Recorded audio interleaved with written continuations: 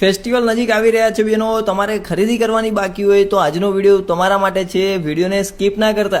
કોટનમાં કોડસેટ લઈને આવ્યા છીએ. મસ્ત યુનિક કલેક્શન લેવાનું છે. બે પેટર્નમાં તમને વેરાયટી મળશે. સાઇઝમાં વાત કરું તો M2 3XL મળશે, એટલે સાઇઝમાં તમારે ચિંતા નહીં કરવાની. અને કલર તો તમને વિડીયોમાં દેખાતા જ હશે. એકથી એક યુનિક વેરાયટીમાં કલર મળવાના છે.